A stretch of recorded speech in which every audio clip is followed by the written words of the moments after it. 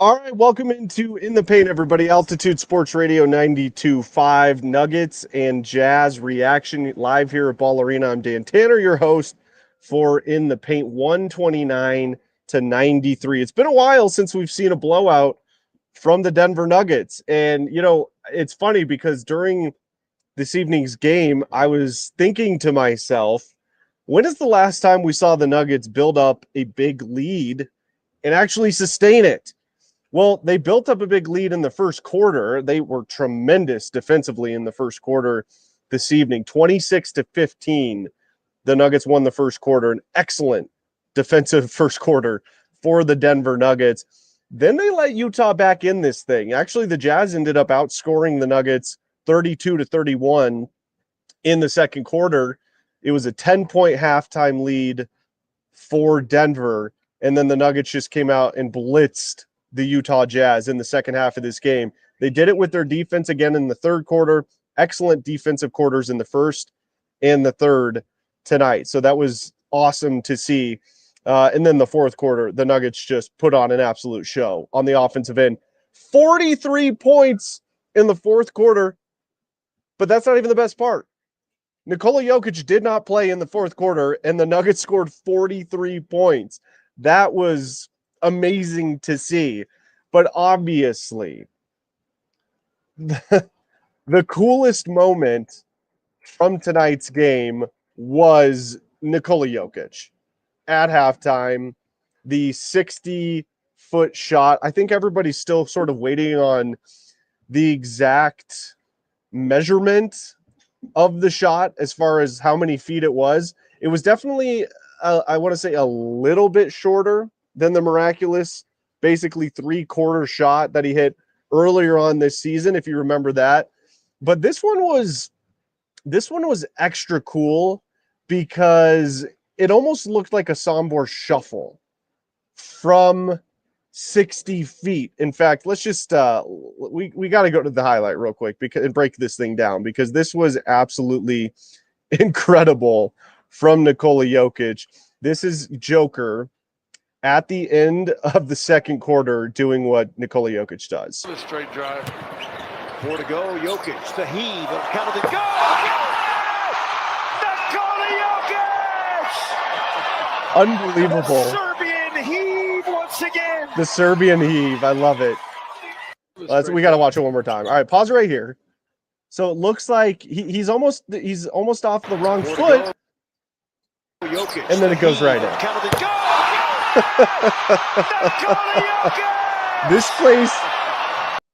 This place went absolutely insane on that shot. In fact, I went down to do some social media stuff for the radio station. So I was down on the floor level, and it was hard for me to see because I was kind of standing off to the side and I was behind the Nuggets bench. They're all standing up. So it was really hard to see. I didn't even see this live. I saw it on the Jumbotron. But the place just went absolutely berserk. The fact that Nikola Jokic now has 2 of those shots this season is unbelievable. I mean, how many players in their NBA careers have 2 of those shots ever?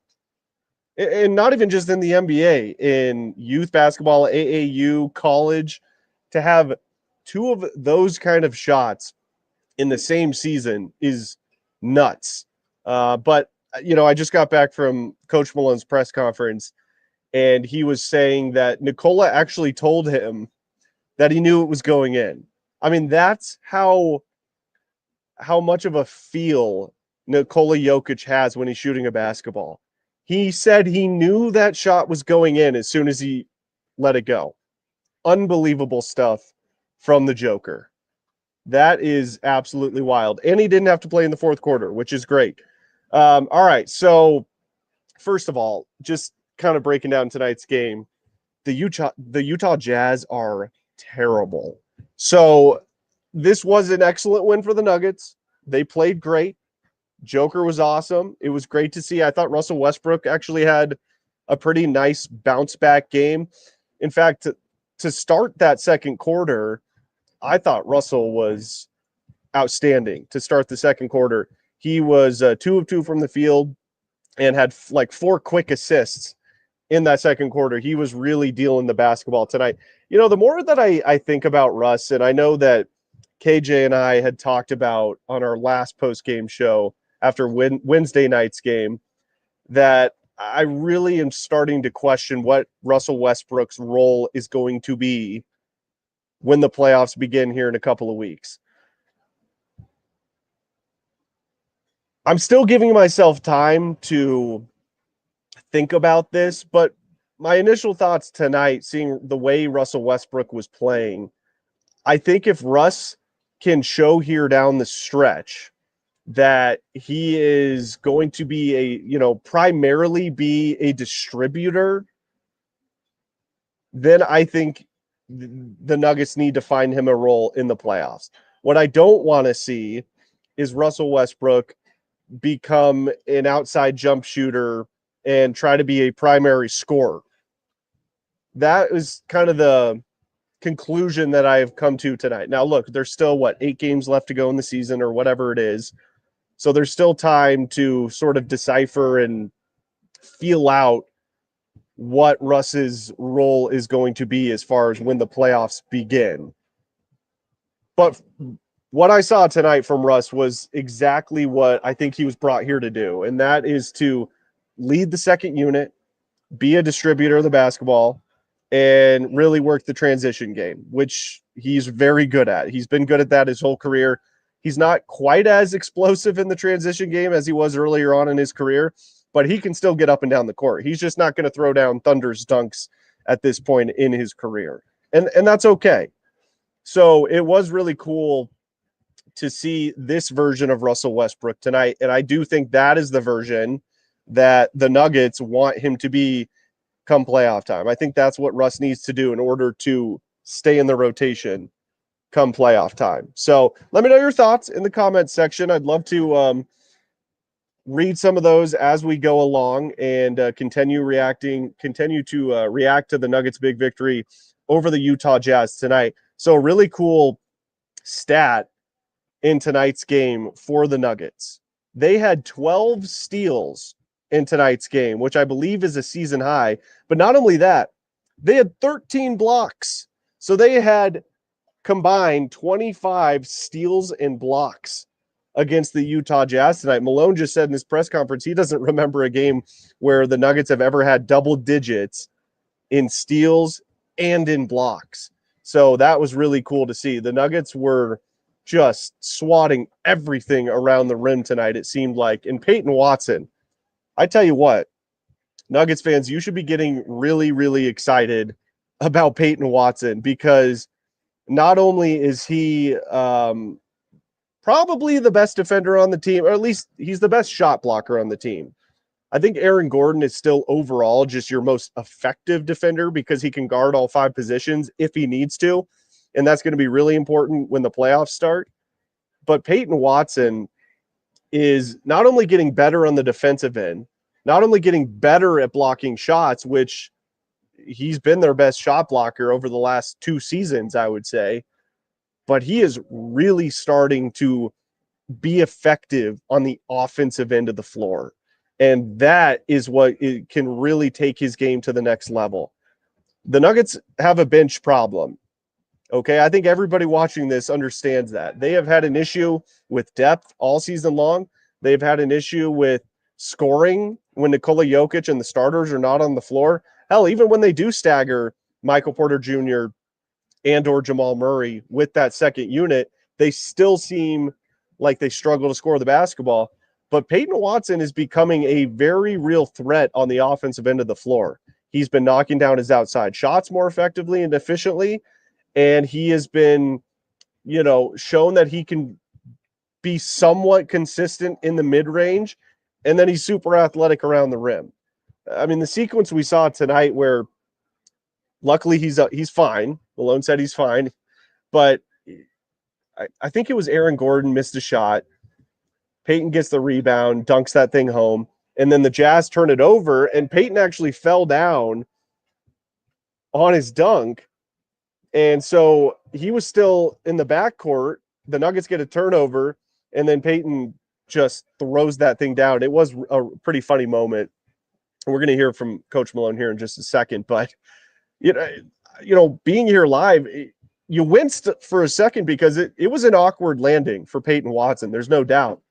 And, you could tell he was kind of like limping just a little bit, trying to get back up the court, but then the Nuggets turned it over.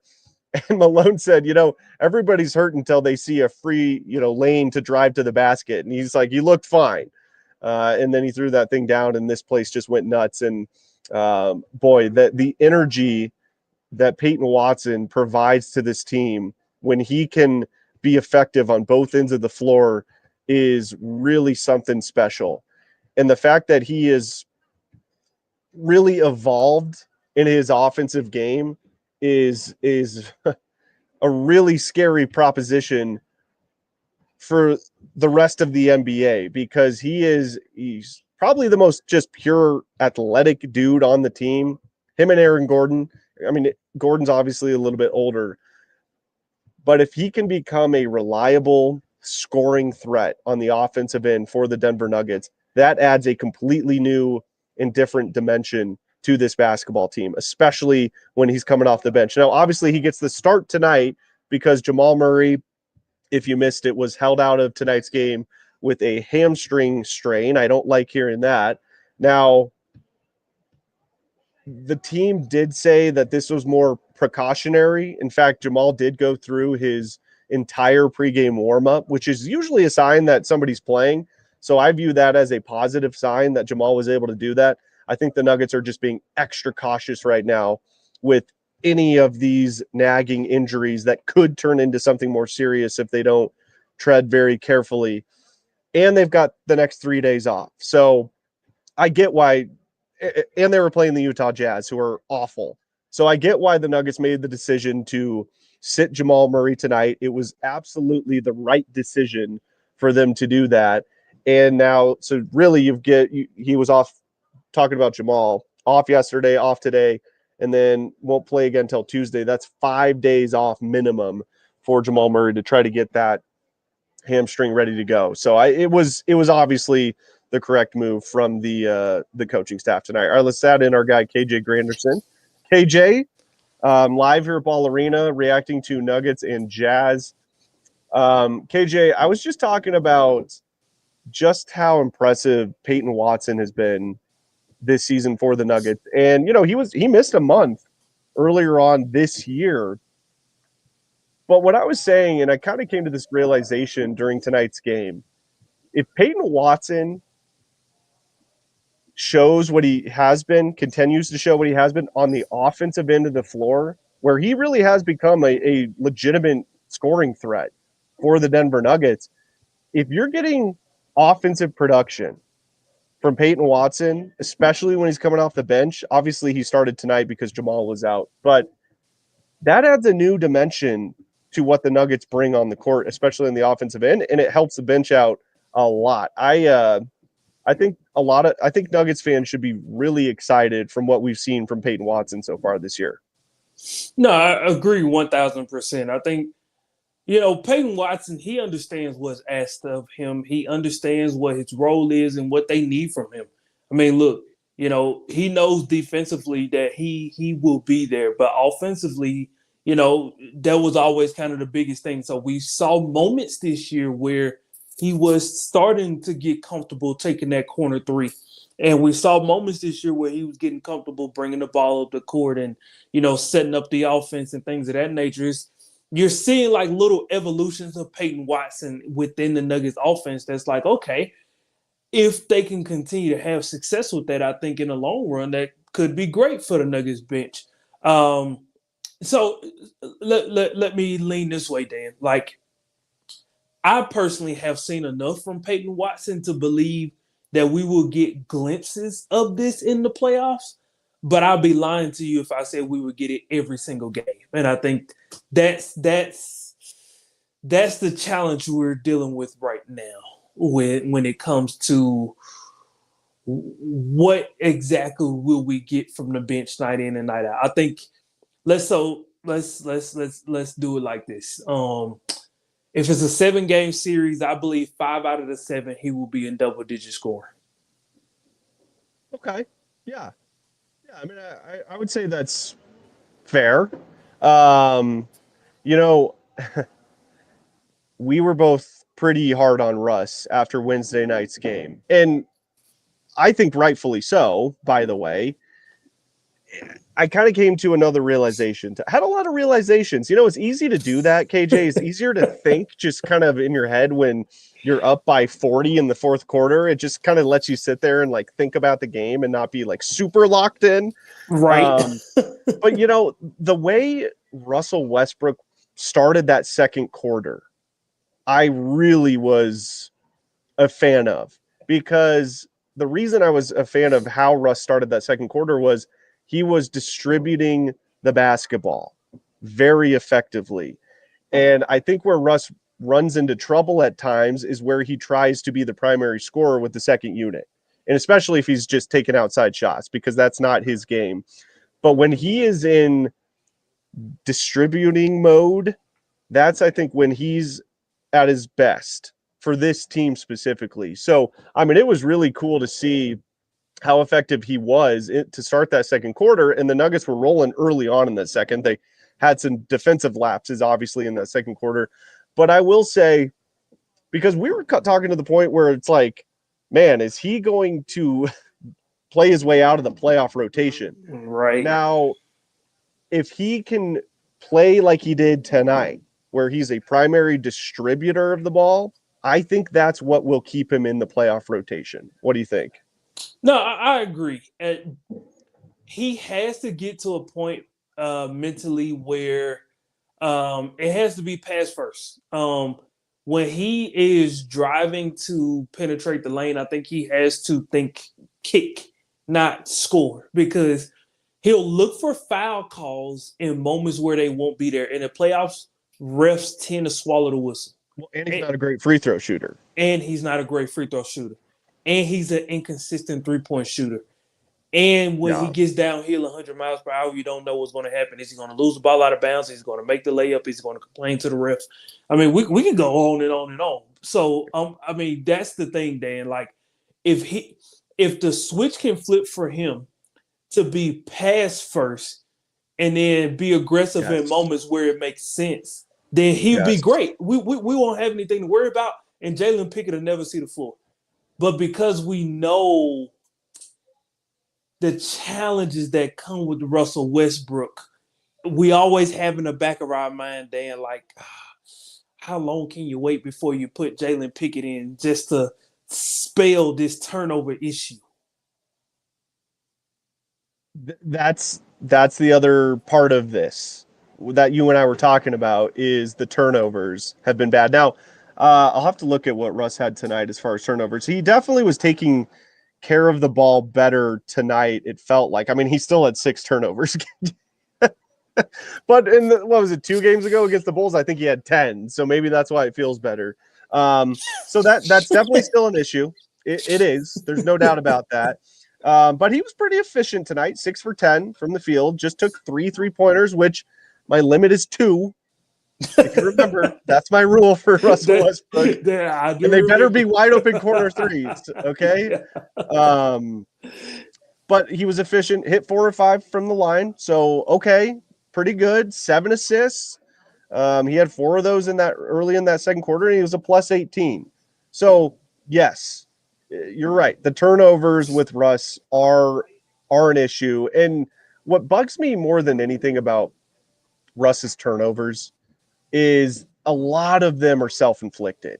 Right. That's what kind of bugs me about Russell Westbrook's turnovers. And you kind of mentioned it, KJ, when he's going downhill at 100 miles an hour, that's when a lot of his turnovers occur. But again, I think what I haven't been liking from Russ lately is he's trying to score too much. And I just don't think the Nuggets brought him here to do that. I think he got up to 8th all time tonight in assists in NBA history. So, he's an elite passer. Okay. For sure. And look, I'm not saying that Russ shouldn't try to score. Of course he should. But I think what you're kind of saying is he's got to pick his spots better when he does score the basketball. He has to, man. And he's been in the league too long to not know that. But I also think that's another reason that has contributed to why he hasn't won a championship up to this point, is because he goes through spurts where it's the Russell Westbrook show, and it's like I'm going to do what I think is best, and it's like the switch doesn't flip quick enough to I'm going to do what's best for the Denver Nuggets or whatever or X team that he's played for in his career.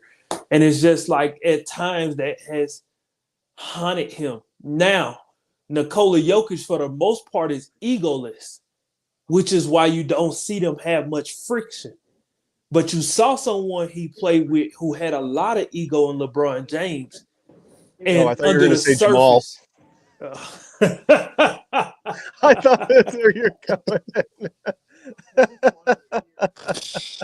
My bad. No, you're good. Listen, I'm trying not to get going with that because that's been like an up and down thing all season. That's literally one of those. If you know, you know. Yeah. And so Russell Westbrook just having friction over the years with certain superstars, is because that's the way his brain is wired. Is I know what's best for this team, and no one's going to stop me. And that is anti-Nuggets culture, KJ. Like that's what's weird. I mean, Malone literally just said it in his press conference, and he wasn't talking about Russ, just so everyone knows, but he literally just said like, every single player on this team has to have a team first mindset. This is about the collective, not the individual. Right. Yeah. No. I mean, agreed. And I think Coach Malone hit it right on the head because the truth of the matter is, if you're not playing for each other, why are we playing? Why are we playing? Because especially at this point in his career, what is he, 17 years in? Like he wants a ring, man. How do you get a ring? How do you get a ring, KJ? Well, you do what's best for the team. Yeah, at some point, man. Listen, here's the truth. Let's get into it. Like, at some point, man, you gotta submit.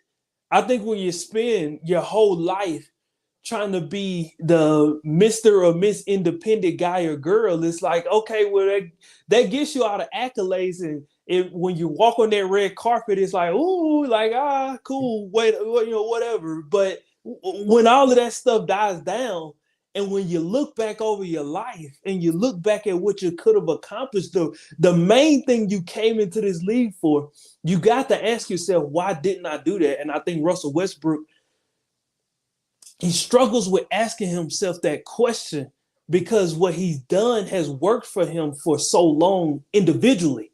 Right. But Nikola Jokic, I think, has to continue to remind him, especially as we're getting ready to go into the playoffs, that, hey, man, like, I'm going to have your back. I'm going to be right there. Jamal's going to be right there. MPJ's going to be right there. AG's going to be right there beside you. You don't have to do this alone, man.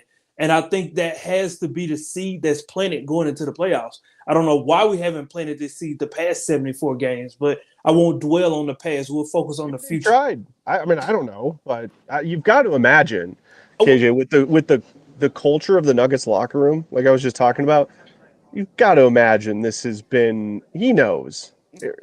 He's got to know. Right? How could he not know? Well, I would hope so. Here's my thing: Coach Malone has by far been the most vocal about those things, as you just reiterated a few minutes ago. He's also been very, very supportive of Russ the entire season. I don't remember a single time this year, KJ, where Coach Malone has called out Russell Westbrook. I mean, maybe I missed it, but I don't remember that. Well, listen, he's never called him out, but Malone has gotten frustrated with the turnovers. And I think he tries to lump it under the umbrella of the collective instead of trying to call out certain players, because one game it could be Jokic with 2 turnovers and Russell Westbrook with 10, and then it could totally flip the next game. It happens, that's life. But I don't know.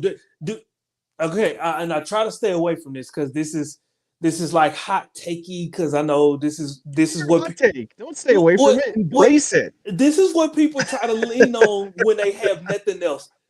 I'm not saying this going into the playoffs to spark a debate or anything, but okay, if Russell Westbrook can't get out of his own way and his 74 games have passed, and I'm pretty sure Malone has talked to him, and other players have tried to help him understand what the culture is, specifically DeAndre Jordan, who is the reason he really came here. Nikola wanted to play with him, but DJ was the one that actually convinced him to get here. So they've done all of this work, right? So is he listening? Is he listening? Because I think at the end of the day, you can see what a culture is, but when people try to explain to you why we need your role to be this within this culture to continue to elevate it, then and then on the flip side you don't do it. It's like, are you listening? And I think that kind of frustrates Coach Malone. He'll never say it out loud because again, he has to pick his spots when he goes after certain players on the team. But I just question, is he listening, man? I mean, I think that's fair. Boy, I just, it would be, it's hard for me to imagine with the best player in the world being on your team that is probably the most unselfish player, one of the most unselfish players to ever play the game, how you couldn't just, like, why would you even need to be told that? You know what I'm saying? Like, you should just be able to see that and feel that, and the rest of the team understands this. You would almost feel like you would almost have to adapt to that. Now, I think it's more mindset that versus him on the court, I guess, if that makes sense. Because there are moments like tonight in the second quarter where you could tell like he really was looking to be a distributor. And we've seen various points throughout the season where that has been the case. He seems to get away from it every now and again. And maybe that's kind of what you're alluding to there. But it'll be interesting, man. It's going to be really interesting. I think these last, 8 games, 7 games, whatever it is going to be very, very important for Russell Westbrook to not only show his teammates, but to show the coaching staff, like, hey, you need to play me in the playoffs because I will help this team win. I think that's the question that's going to be answered over the next 2 weeks before the playoffs begin. But we'll see. All right, let's take a couple minutes here, KJ, and listen to Malone's postgame presser. If you missed it, there was a really cool moment. The pregame free throw tonight. Normally, it's like, yeah, whatever. I mean, it's cool, it's fun. But tonight they had a special needs child go out there and shoot the free throw. And Malone said in the postgame, you'll hear it here in just a second, that he's developed a relationship with her over the years. And it was just a cool human moment. Like, Malone was out there with her. Yeah. And D-Mac actually said that he saw her miss every shot when she was warming up, missed every one. Freaking drills it when she comes up to take the shot. And this place went nuts, dude. I'm not joking you, man. Like, I damn near shed a tear. It was really a really cool moment. And Malone addresses that in his post-game press conference. And it was just, it was really cool. It was a human moment. And it's cool to, get to see a side of these guys that you normally don't. So let's take a listen to that real quick.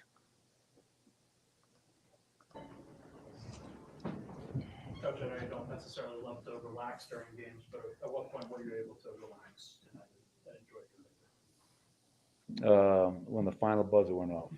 No, obviously, challenge our guys at halftime. We should have been up by more than 10 points at the half. Let them back in to start that second quarter. Too many turnovers in that second quarter, gave them life. Loved our defense throughout. But I have to say, my favorite moment of the night was pregame. There's a young girl named Gertie who I've gotten to know over the years. And as I came out in the court tonight, she asked me if I'd walk her out to take her shot. And I was touched that she'd even want me to do that. And to be out there and for her I knew we were going to win tonight when Gertie stepped up in front of all those people and she knocked down that shot. That was a special moment for me. And sometimes we all get wrapped up in wins and losses, but that is a human moment. And I love that little girl. She's special. But yeah, second half, we took care of business. We defended at a high level. We ran. We shared the ball. And a lot of guys got a chance to play tonight. And you couldn't ask for a better outcome going into a three-day break before our next home game. She didn't make any of her shots in warm-up when she was warming up. She didn't make one. Really? Yeah. Well, she's a pressure player then. That's what I have to say about Gertie. That's awesome. She's special. And when she asked me to walk her out, I said, this girl's got to be so nervous. And then she took, did you guys see it? She took deep breath, got control of her emotions. And that is not easy to do. And she crushed it, man. So happy for her. But I didn't know she missed all of her practice shots, but she's a gamer. Speaking of shots, the one Joker hit before half, can you describe how hard those are and why he doesn't care one bit, he'll attempt them anytime? I don't know if this still holds true, and maybe you guys know. Somebody told me a few weeks ago that if Nikola Jokic didn't shoot those desperation heaves, he was leading the league in three-point shooting. If you took all those out, and what you love about him is that he doesn't care, right? He's going to shoot the ball because he thinks they're all going in. And I asked him after the game, I said, when it left your hands, did you think it was going in? He says, actually, I did. Like the way it came out, and we all know this. We've gotten spoiled watching him, but the touch that he has, the shot-making ability that he has, is just incredible. And that put us up by 10 at the half. But yeah, Nikola continues to find ways to impress, which is really hard to do for a player with as many accomplishments as he has. It felt like Peyton Watson, those back-to-backs up and kind of snapped everybody into it and got the crowd into it as well. Did you feel that moment there with him? Yeah, I was laughing because he gets a dunk and he lands hard. Like I was like, oh, is he okay? He's kind of jogging back. Oh, I'm hurt. We get the steal, then he sprints. It's amazing how guys miraculously become healthy. Oh, we're on offense now. But Peyton I challenged him. I said, you're going to start tonight. I want you to guard Colin Sexton. You know what I mean? I want you to be a guy that we can put on a matchup and try to make life hell for that player. And Peyton was our defensive player of the game tonight. I felt he did a really nice job for us. He's playing good basketball for us right now, and that's great to see because he's an important piece for this franchise, not just this year, but obviously moving forward. Okay, so the good stuff there for Malone. He goes on for a bit. Boy, KJ, I'll tell you what, Malone was in a really good mood tonight. That was probably I bet he was. I've seen him in. But going back to the Jokic shot, I was showing before you came on. I was showing that highlight. It might be worthy of showing one more time, just because I'm going to watch that about 100 times when I get home tonight. But AJ, for him to do that once this year, which we saw earlier in the season, like most basketball players don't ever have that happen in their lives. I'm talking youth, AAU, college. To do it once in your NBA career is pretty wild. To do it twice in a season, that is insane. And then you heard Malone there say, I asked him, like, do you think it was going in? He's like, actually, yeah, I did. Like, Wow. The touch that he has to know that was going in, that just says everything you need to know about Nikola Jokic. 1,000%. Listen, Nikola Jokic, he's finally gotten to the point in his career where he understands how unique and how rare the things he does is. That shot was just the epitome of that. I mean, between the pass on Wednesday, the shot tonight, and in the playoffs, it'll be another, quarter-ending buzzer beater, like the one he hit over Anthony Davis. Next year, we'll look up, it'll be a full court out-of-bounds pass. That's an alley-oop or something. Like, it's just going to be one moment after another. The Golden State game winner last year. That is another one. Now, these ones are a little different because they were like one-armed, three-quarter court heaves. Right. At the end of the second quarter. Now, the Golden State one was freaking awesome. And that was a game winner, too, which was really cool. But, dude, by the way, I don't know if you caught it, but last time Joker made that shot, we had Vic go out to a local gym and recreate it. If you remember that, we live streamed I do remember that. Show. I remember that. I saw Vic in the press room before Malone came in. I was like, Vic, we have to do this again, right? And he was like, yeah, we got to do it again.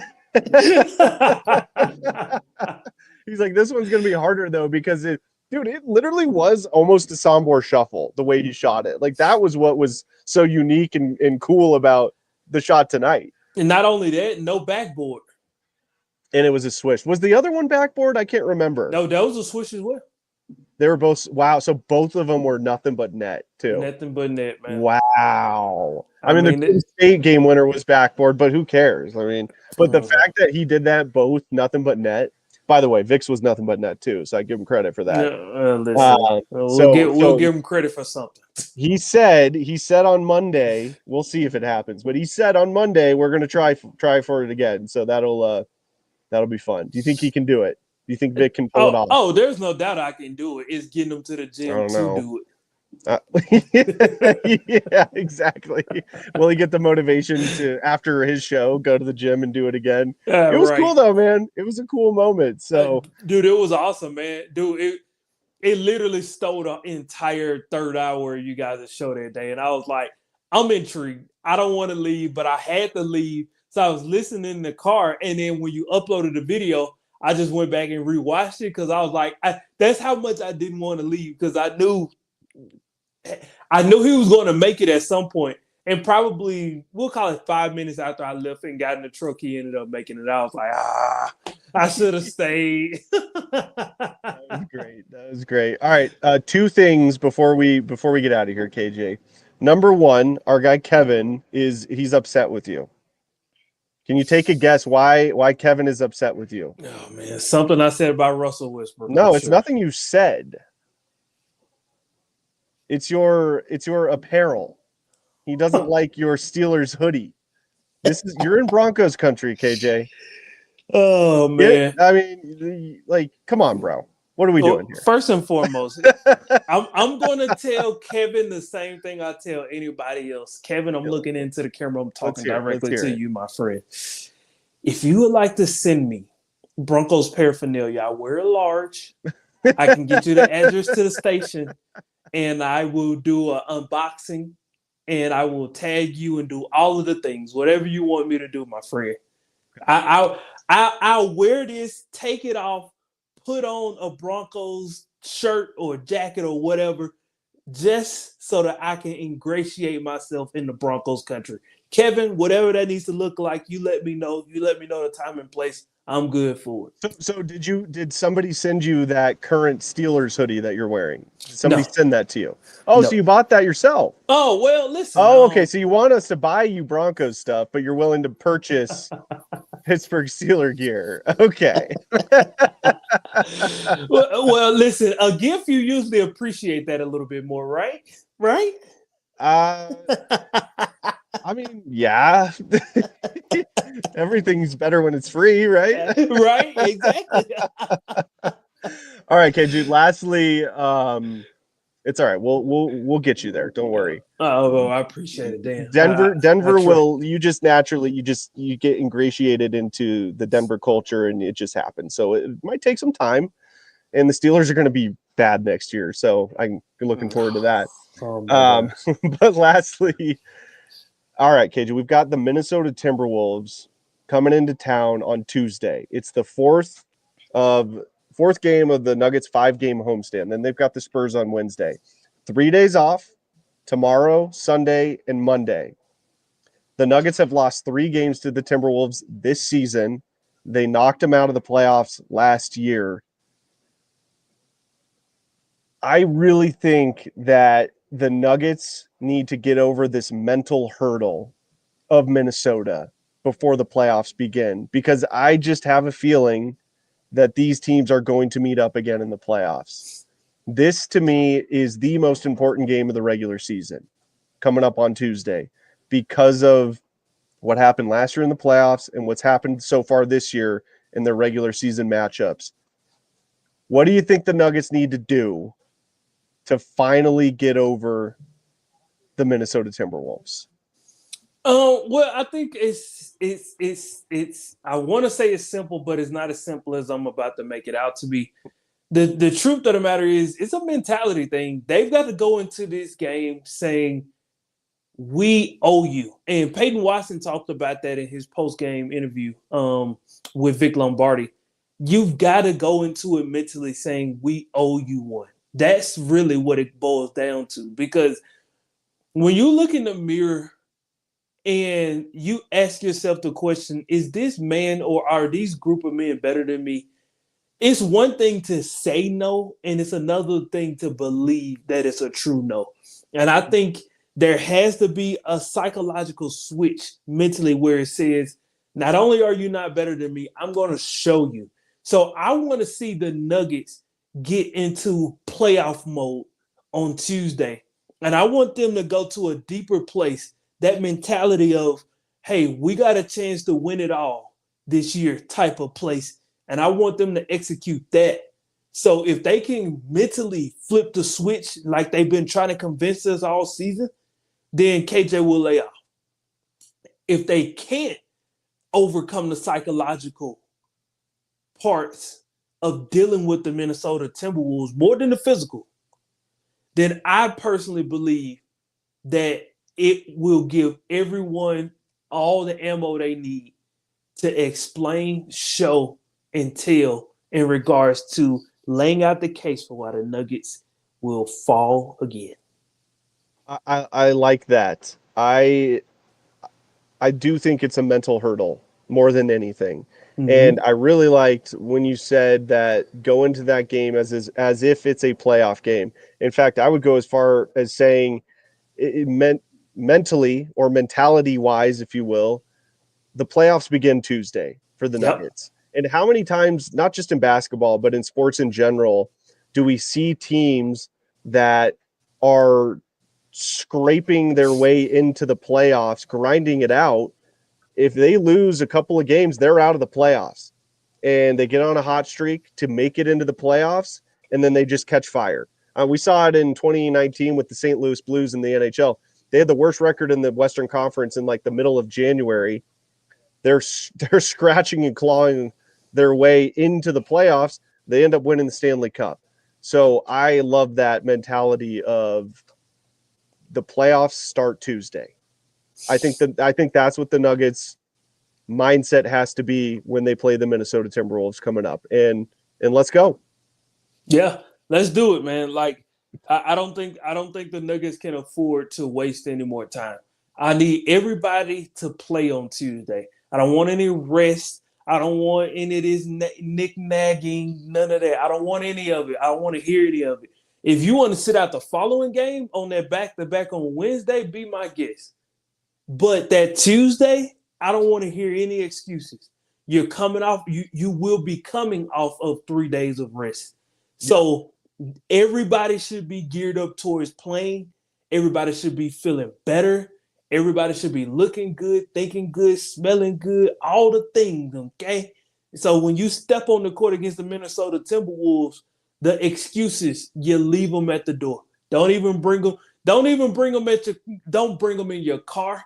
I'm talking about leave them at the door of your house, all right? From the moment you step out of your house, you come into that arena, no more excuses. Because you should be well rested and you understand what's at stake here. Memphis just fired their head coach. The Lakers are spiraling before our very eyes. And in Houston, Houston's been sort of kind of hot, but they're still catchable. As a matter of fact, the win tonight, I think, got you a half game up on the Houston Rockets because they didn't play tonight. So you have to understand what's at stake. You're going to be idle for the next 3 days. Every game from tonight on is super crucial. Super duper crucial, man. Yeah, they're a game and a half back of Houston. They're 2 games up on the Lakers. Thank you, Josh Giddey, by the way. Right? It's no, seriously, freaking half-court shot for the Bulls to beat the Lakers last night. That helped. As a station, we owe them a gift basket. Yeah. Yes. So that was great. So again, if they can get a win against Minnesota, that really makes it to where their chances of getting no lower than the 3 seed exponentially higher. And then you've got San Antonio on Wednesday, who don't have Victor Wembanyama for the rest of the year, and they don't have De'Aaron Fox for the rest of the year. So these are Tuesday's going to be tough. I think they're going to win that game, by the way. And then Wednesday is a very winnable game. So the Nuggets have a really good chance, these final 2 games on this 5-game homestand, to really solidify a top 3 seed in the West. So we'll see what happens. KJ, you're the best. As always, appreciate you jumping on, my friend. Yes, sir, man. Appreciate you having me, man. And listen, I want you, just like the Denver Nuggets, to get your rest over the next couple of days, Dan, I because need to get a haircut too, dude. This is well, listen, you and me both, man, because this is getting out of control. Next you time I got a see, haircut 2 weeks ago. well, listen, man. I try to keep it looking nice and tight, man, but Yes, you do. it's getting close, man. It's getting real close. It's getting real close. All right, get some rest as well, KJ, over the weekend, and we'll be back on Tuesday for biggest game of the year, Nuggets and Timberwolves. I can't wait. Thanks, bro. Appreciate you, my friend. All right, there he goes, our guy KJ Granderson, as the Nuggets beat the Jazz 129-93 is your final, where I'm live here at Ball Arena. And yes, Tuesday's game is going to be a big one for the Denver Nuggets, and we'll see if they can finally get over that mental hurdle that they've seemed to be in since the playoffs last year, and every game so far in the regular season this year. I do think that's a very, very important thing for this team to do, because I just have a feeling that these teams are going to meet in the playoffs, but we'll see. All right, that's going to do it for the postgame show tonight, everybody. Again, the Nuggets get the 129-93 victory over the Utah Jazz. They improve to 47-28 on the year. They're a game and a half out of the 2 seed. They're 2 full games up on the Lakers and the Grizzlies, which, by the way, didn't even mention what the hell are the Grizzlies doing. They fired their head coach today, Taylor Jenkins, there for 6 years, 2 weeks before the end of the regular season. They fired their head coach, and they're in the 5th seed in the West. Before we go, I will give you a little insight. After Malone's presser, I walked out to come up here to do the show, and I saw Malone chatting with Jazz head coach Will Hardy. Now, all I heard Malone say was, I've been here for 10 years. I didn't want to eavesdrop, but I walked away saying, they're talking about Taylor Jenkins getting fired. I bet you. And they were both just kind of like, what the hell was that? Very peculiar decision by the Memphis Grizzlies to fire your head coach with 2 weeks in the regular season to go while being a playoff team. I mean, if you're in the lottery, I get it, but I don't think I've ever seen that before. We saw George Karl get fired after he won Coach of the Year after the Nuggets got knocked out of the playoffs, but I can never remember, really in any sport, where a head coach has been fired 2 weeks before the end of the regular season while that team is a playoff team. That is just that's a wild one. And by the way, Malone and Taylor Jenkins have the same agent, so it'll be interesting to see if Malone gets any insight on that. But weird stuff. Just that was a shocker today. So really interesting to see. But all right, everybody, that's going to do it for the post-game show tonight. Thank you so much for listening. Again, the Nuggets get a huge win over the Jazz. Nikola Jokic hits another 60-footer, which was awesome. And we'll be back coming up on Tuesday for a massive game here at Ball Arena between the Nuggets and the Minnesota Timberwolves. You've been listening to In the Paint.